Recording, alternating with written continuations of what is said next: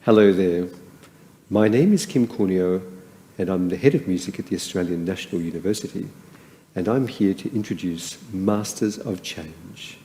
Masters of Change is a series of episodes that my good friend Charlie Hogg and I give to you as an offering. Charlie is the director of the Brahma Kumaris in Australia, and it's a pleasure to speak with you again. Hello, Charlie. Hi, Kim. Great to be back once again. Well, we've been having a lot of fun about balance. Isn't it funny how you can say the word in a second and maybe in 5 minutes you can get the basics of it? But what we're finding is it's more than a knack, it's a lifetime of discipline to be balanced. But yet if we hold it as a discipline like that, maybe we've lost the game. How come it's like that? Because I think often we become, we sort of, how in life you think, oh, this is the balance I need. This much time for me and family and whatever. But life isn't like so prescriptive like that. You just have to go with the flow and sort of see what is required at any given moment. That's what I love about balance. When you have the fundamental tools, when they're there, you can you're constantly rebalancing, so to speak, to fit situations and people and responses. So it's a sort of, you have the tools, and those tools enable you to go with the flow and apply what balance is required at the right time. Charlie, that's really beautiful. and apt for today's episode, because we're looking at a balance within a balance. It's like if there's a constant desire to be more balanced, because we know that's how we can self-care. But yet there's two great things. There's action and inaction, or being and doing. So I want to firstly ask you for some definitions. What is being? Being is a spiritual state when I'm aware of who I am, and on the basis of that, I create an inner peace. And I'm aware of my one relationship that's permanent. And on the basis of that, I feel belonging and connection. So I'm being. It's almost like before I even think of action, I'm full. Because I've created peace by knowing the self, and I've created love by knowing God. It's like I'm spiritually full. So I'm coming into action with a full state rather than doing an action to fill inside, which is the culture of today. I'm empty, so I want to do an action, so you give me that love. Or I get praised and I feel peace on the basis of the praise. The problem with that is I never know whether you will love me, and so I'm not getting my needs fulfilled. So spirituality is being in a state, I fill up, and then that being colours my actions. But often body consciousness, which we've been talking about a lot, I'm into actions. I do because I want to get the being or the feeling as a result or an outcome of doing an action.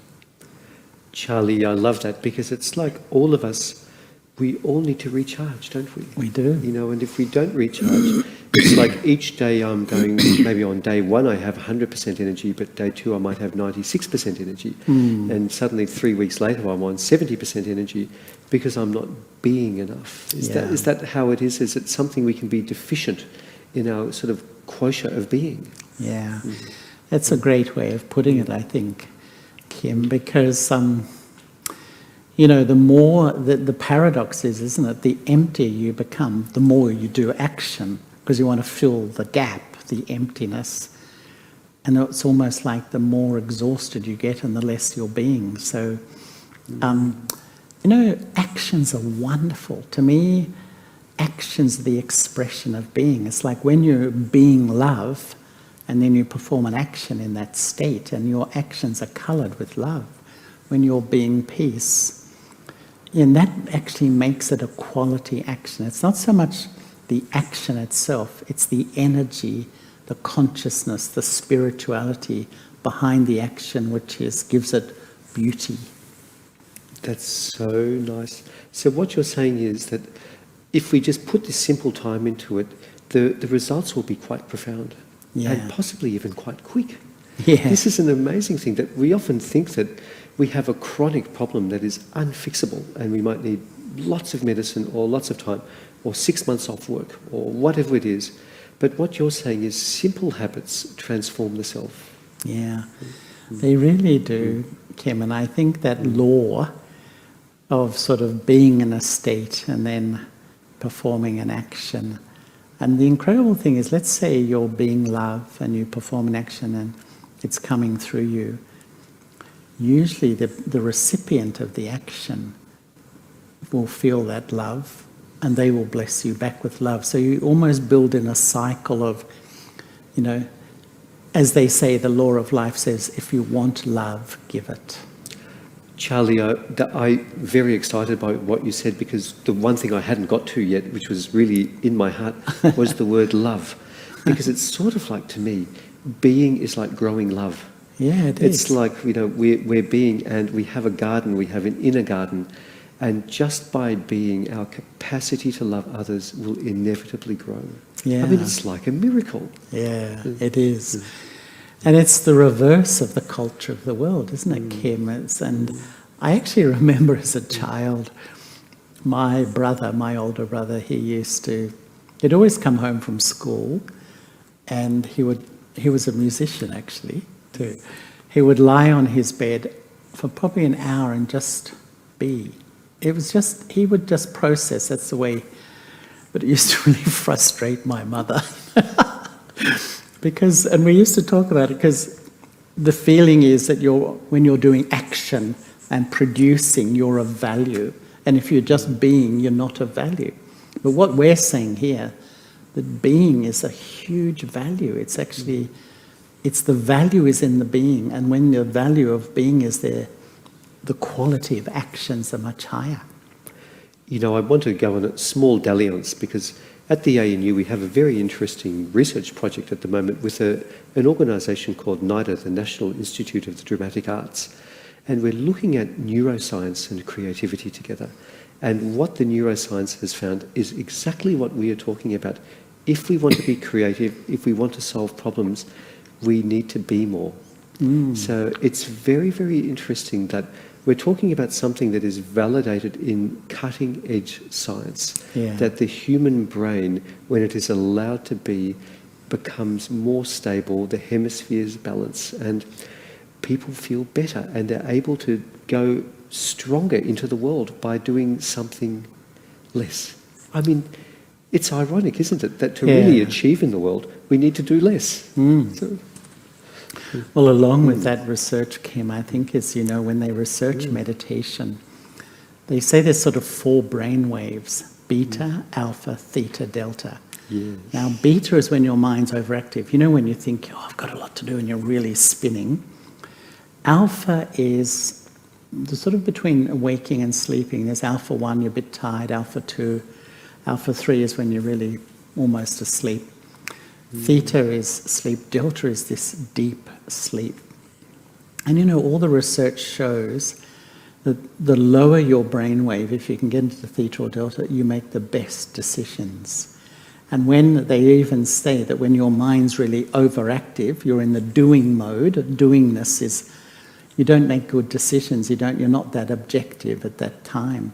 And the more, if you meditate, then it's exactly in a way, you go back into that being state, you see more clearly what actions are required. So, but it's a beautiful dance, isn't it? Because I find if, you know, you're in a being state, and out of that state of meditation, the peace and love colours your actions, you do an action.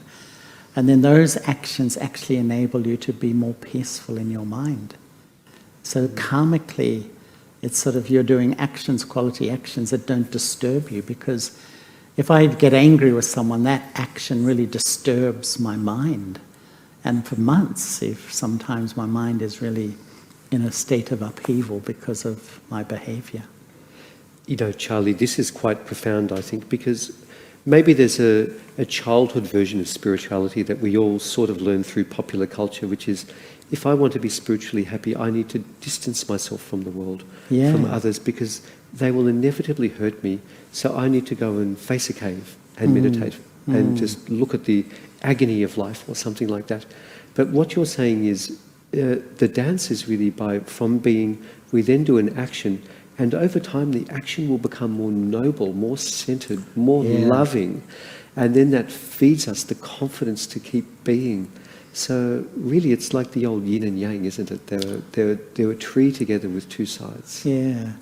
It's, when you were saying that, Kim, I was thinking that if you look at the sort of history of spirituality, you know, often I think it's been a conflict, this being and doing, and that's why if people really want to be spiritual, they cut off from mainstream society, they go into convents or up to mountains. But what we're trying to do is have the highest state of being in amongst a complete life of action. And actually, I think that's really what spirituality is. Spirituality is, you know, sitting in the morning having this highest consciousness, which then colours my actions throughout the day. And so I think most people love their work, they love their family, but it gets to them sometime. And so we bring together your spiritual life and your other life. It merges, rather than feeling, well, if I want to be spiritual, I've got to leave that. No, you actually just change your mindset and you take it into your daily responsibilities. It seems to me also that being is like our insurance policy to not get seduced by the glamour of life. Yeah. You know, by our stage or our state, because it can be really exciting when someone says, you know, you're so-and-so, or here's $500, or whatever it happens that makes us feel really excited. But that will pass so quickly if we're not careful. Yeah. So really what you're saying to us is that being is this constant investment in our future. Wow. You know, that you've said it so many times in our conversations, that the future is made from our actions right now. Yeah. It's a profound teaching, everyone, that Charlie's given us. Yeah. So can you give it again? Well, Kim, I often feel that giving time to your soul, your spirituality, your relationship with God, is blue chip investment in the future. Because, you know, in a recent episode, Kim and I were talking a little bit about death, and that we accumulate all this stuff in life. We own so much stuff, and in a second that goes. But what does go with me is my actions. I carry forward the quality of my karma, my actions. And so the real investment in life is good actions. And you know, we have a mutual friend here, Kim and I, Roger Cole. And Roger's a person who, palliative care physician, deals with people when they're dying. And I've often heard him say, when people are dying, there's two things on their mind. What sort of person was I, like a self-assessment, and how did I treat others? And as Roger says to people, no one's ever said, God damn, I wish I'd worked harder. You know, like we push ourselves, we rush, we run. But ultimately, the account I'm left with at the point of death, when I really assess my life, is who was I? What did I live according to my truth? And how did I treat other people? That's like the self-assessment that we're going to carry forward, which if I'm alive and I'm aware constantly, you know, am I living according to what I believe is right? And am I treating other people according to that? That's a good measure of sort of being in a good state of consciousness. You know, Charlie, when you were saying that, I was also thinking about that, you know, magnificent research really started in the 70s about near-death experiences. Yeah. And when people have that experience, it's like the world slows down to a crawling pace, and they're given time. It's like a gift from God to really survey their whole life. Yeah. So in 2 seconds, people have spoken about the fact that they get to re-experience the highlight package of their entire life at the end in order to make sense of it. So if that is the case, surely we need to be investing in that quality, as Charlie said, quality of thoughts. Because the actions, no matter how hard we try, unless we stop to look after ourselves, we will get it wrong, sadly. Is that true, Charlie? It is, Kim. And the way you said that, and I think you said yesterday that recently that sort of spirituality is like time out, isn't it? To really give time to me and just refine that place where I'm in the awareness of what's important. I ask myself that question, because often our priorities are, all skewed because of my lack of self-respect and the need to accumulate. But I feel one of the things of spirituality, when you come back to the essence, you can see what's important, what should I be giving time and energy towards. And it's clear, it's absolutely clear. You answer your own questions. I mean, I find that a lot when you meditate and you're in that really sweet space, you just are clear what I need to do, what I need to change, how I need to respond. Yes, Charlie, and sometimes the biggest problems slowly dissolve away, don't they? They do. It's like the devoted love we have for God can slowly chip away at this mountain. It's like an edifice of hatred or stubbornness or anger or resentment. And slowly it chips away. And at first we see nothing. And then we turn around and it's gone. Yeah. I've heard this story from people whose lives have been transformed so profoundly through simple meditation. And I'm sure you have, Charlie, too. Yeah. Numerous times. And one of the things I really love in my life is that when people really start, a lot of people love these ideas, but it's like a hobby. But when I start to practice them, really apply them on a daily basis, their whole face changes. And you know how they say the face is the index of the mind? It's almost like I just sit up here in the cockpit and this face will mold to my consciousness, basically. And I've seen some really hurt and sad-looking faces that just begin to morph into these incredibly calm. That is, to me, one of the most beautiful things. And I've seen some faces change dramatically as the soul starts to sit in and begin to realize, actually, I'm an eternal soul. I'm not a temporary body. That sound, and we can say that in 5 seconds, but that is such a deep truth which transforms everything happening inside of me. I couldn't agree more. And even though we can say it in 5 seconds, we could say it 50 times. Yeah. Because it's like we have to keep teaching ourselves this self-evident truth. That everything can be okay if we invest the time and we make a grand effort. Charlie's saying is that the transition from hobby spirituality to a lifetime of spirituality, it doesn't happen by just sort of rolling out of bed one day. It happens by consciously getting up every day. Yeah. And so we have to actually bring a seed of, it's compassion for ourselves, isn't it, that funds it, We know we'll be happier, but we have to say to ourselves, just as we would make an effort to get to work on time, we have to make an effort to care for ourselves. Because when you were talking a while ago, I had a flash, and it was a science flash. It's the laws of thermodynamics. For every action, there is an equal and opposite reaction. So if we are not being careful of the laws of the universe, the physical laws, the spiritual laws of the universe, we are working at our own peril, aren't we? We are. We are. And really, I think that, that thing where you begin to meditate, you have some good experiences, and you fluctuate a bit, so you think, I should. I must, so that's not coming from the heart. What I feel the way is that when you attain, you want to. It's like you want to wake up. Sometimes when I go to sleep at night, I just hold the thought, I'm going to wake up and sit with my lover, so to speak. And when you wake up, that's that one thought, the whole feeling of just, rather than the mind going, what do I do today? Or this might happen, yesterday this happened. I connect in that direction. And it's like, you even look forward to waking up and sitting in silence in that way.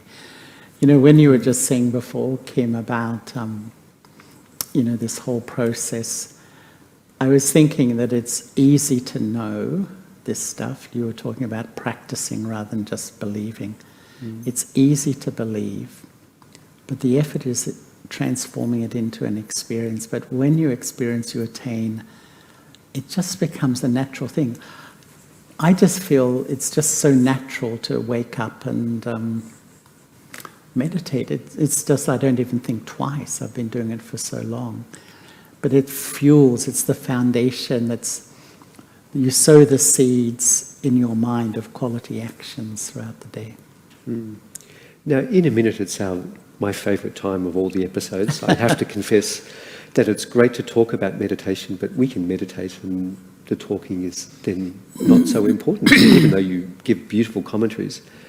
But I just wanted to say to all of us that it's okay if you haven't been meditating, and if you go, oh, I did it and I stopped, better to do 2 days, have a break and do another 2 days than say, I'm not good enough, I didn't do it for that month, then I shouldn't meditate at all, it's all or nothing.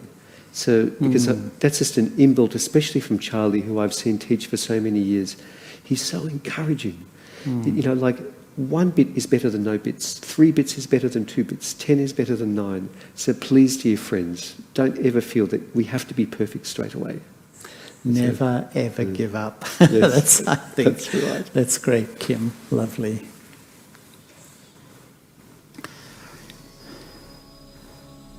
So let us finish our discussion with some reflective thoughts. So wherever you're sitting, just move away from distractions or devices and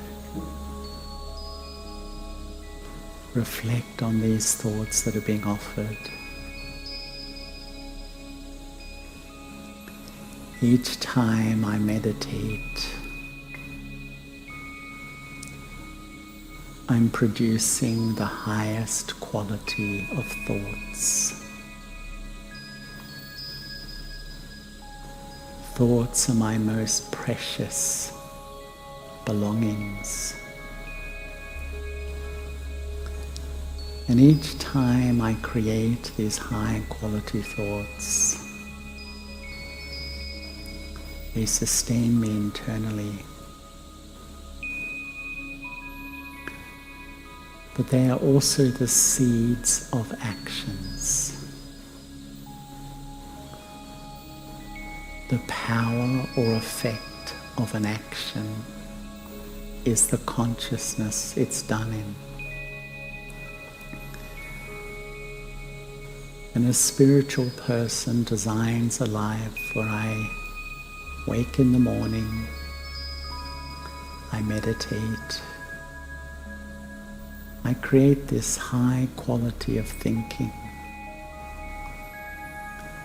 And then throughout the day, my actions spring out of these thoughts. Each action comes from an elevated seed of love for God, self-awareness, internal peace. And when I perform these elevated actions, they bring me power. They bring me inner strength. So meditation is really the process that takes me into elevated thinking, which becomes the foundation of elevated actions. And then elevated actions are recorded back in the soul. This elevated karma gives me strength. When I'm performing actions according to my truth, I feel powerful. So meditation is for life. Meditation is for action. I sow the seeds of elevated thoughts And those elevated thoughts of joy, purity, benevolence will color all my actions and my behavior throughout the day.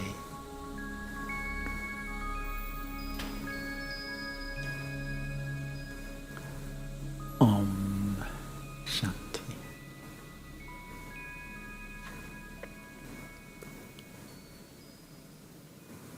Dear Charlie, what a beautiful commentary. We've had a very interesting discussion today, I think. And we hope all of you who are watching and listening have received some of the blessing, because being is the essence for us. We can sit in this essence. That's what Charlie has said. All of us from today on can be more. And from being more, our actions can be more conscious, more caring, more loving, and they can then inspire more being. So rather than one becoming less over time, they will grow together, and it's like a beautiful dance that Charlie has told us. We can enable this doing and non-doing, being and doing, to come together in a sacred, beautiful, loving life.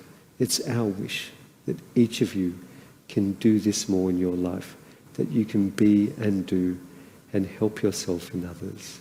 So to all of you, all our love. Om Shanti. Thank you, Charlie. Thanks again, Kim. Goodbye. Thank you.